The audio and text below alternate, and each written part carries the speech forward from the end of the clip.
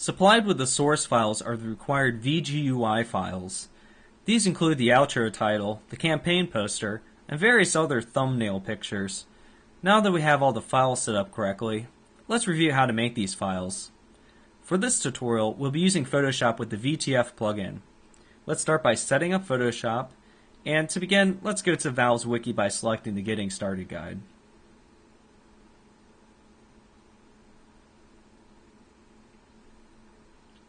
Let's look up Photoshop plus plugin. And the first one is the Photoshop VTF plugin.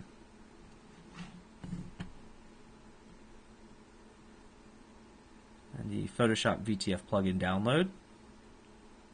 This will take you to NEMS tools again. Great site for getting all these extra tools. And you just download the archive.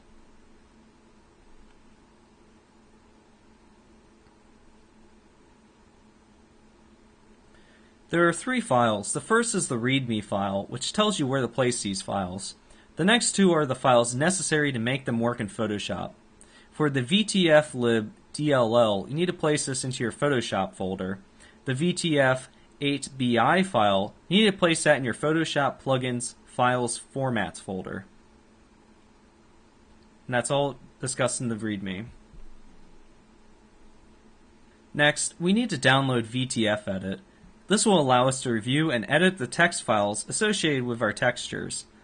On the top of the page, click on VTF-lib.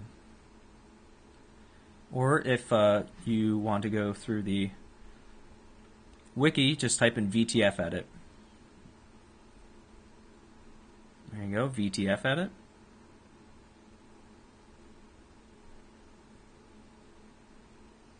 And again, it takes you to NEMS tools. You want to look up VTF-lib. And near the download section, you have VTF-Edit, and you just download that and install it.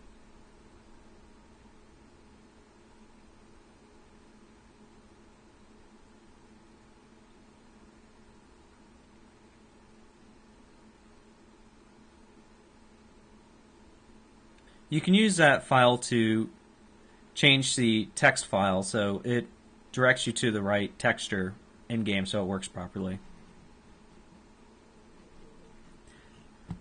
There are three different sets of files we're going to review in this tutorial. The first is the custom outro background, which appears once we complete the campaign. The second is our custom VGUI file. They're the thumbnail pictures that we see when we select the maps from the menu screen. And finally, we have our custom campaign poster. Let's review those in order.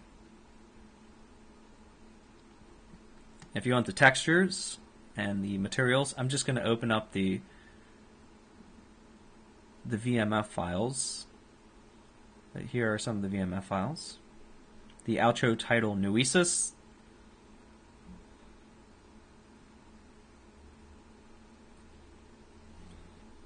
For the purpose of this tutorial, we will be reviewing the VTF files. However, you can make your own files from scratch by importing any picture file and saving it as a VTF file. There's a couple of things which are important. So you can see it's 1024 by 256. It has to be that size. And when you go to save, you go to VTF. And save. Doesn't matter that we're placing it. And the VTF options will pop up. And you want to make sure that these flags are selected. No minimap and no level of detail for the outro title. And the unused, you don't have to worry about that.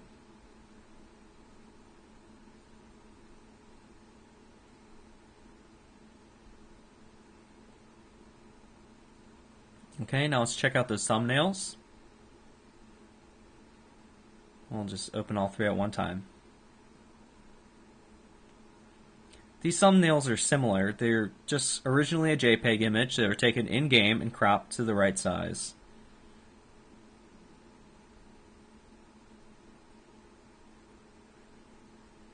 Now let's check out the image size. You can see it's 256 by 128, and it has to be this size. 256 pixels by 128.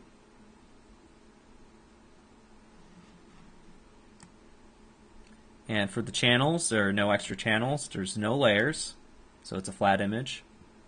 Again, you go to File and Save As. Okay. And for the flags, there's none of them checked. The unused flag, don't worry about that one again.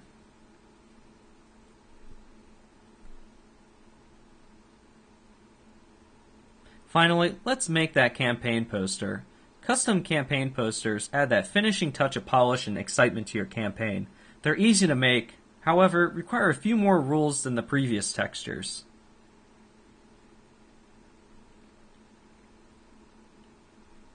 And here it is, FN poster. It's generally your largest file.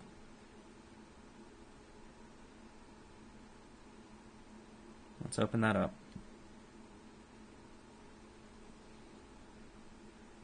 Let's also open up the source file so you can see how it originated from the source file, which had layers.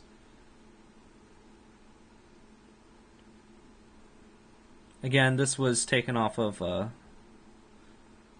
Left 4 Dead mods, the original, and I will show you how to select that in a little bit and where to find it. And for the FN poster, under channels, it has an alpha channel. And what that does is it basically takes out all of the area which you don't want the engine to draw.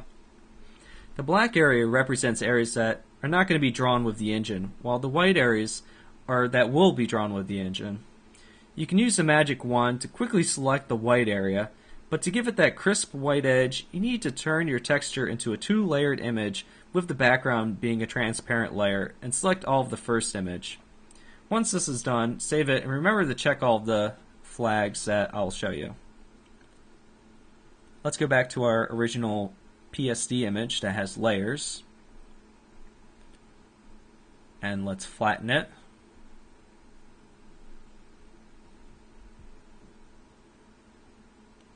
And we need to add a new layer and make sure that it's a transparent layer.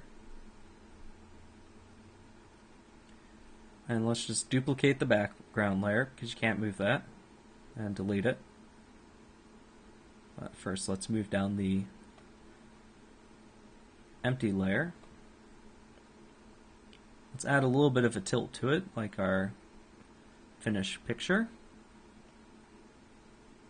And we'll just make it 4 counterclockwise.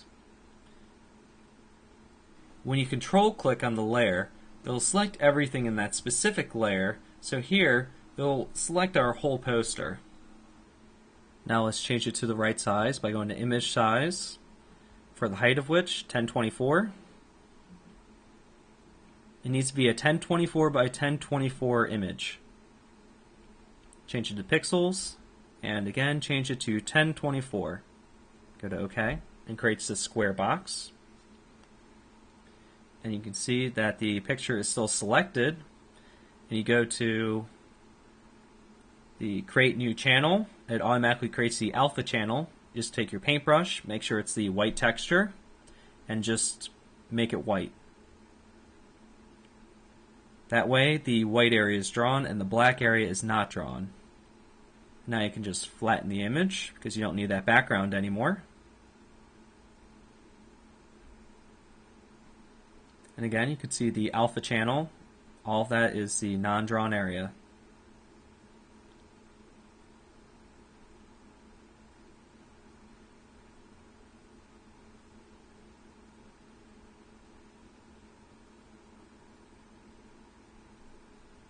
And when you save it,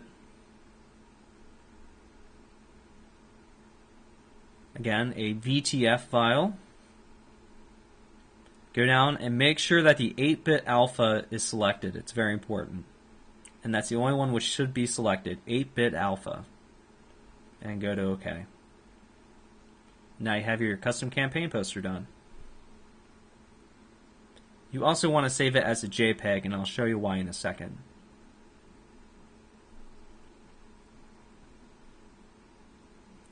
The second important thing about custom campaign posters are the locations of the survivors' names on the posters. This is done with an X and Y coordinate system, which can be a little tricky to use. Luckily, there are online resources for such a circumstance. To begin, upload your picture file online, and it's a good idea to save your poster as a JPEG file because it's really small.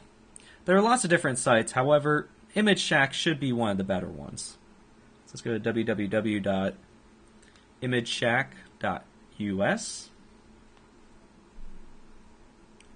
And for upload, go to Browse.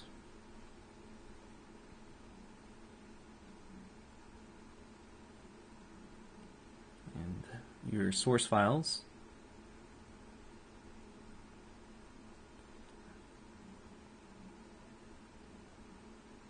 And you want that FN poster that was saved as a JPEG. And go to Upload Now. Now open up another tab and go to www.leftfordeadmods.com, a fantastic site. Go to Tutorials, and here is a poster coordinates tool. You can also go here to get that original zombie movie campaign poster that has all of the layers. But our version, it's already included with the tutorial. You take the direct link and you just copy it, and up here in the image URL, you paste it. And change image, and what will appear should be your campaign poster. And then all you need to do is you just drag and drop, Francis right next to him. And it's a good idea to have survivors' names positioned differently because players with long screen names will overlap. And when you go to generate, it will generate the coordinates already for you. Once you have the location set up properly, let's review the mission file.